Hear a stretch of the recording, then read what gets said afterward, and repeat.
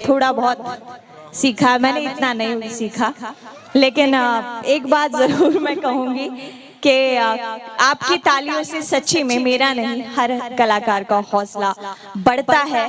उसके लिए मैं गा रहा हूं कि बबुआ के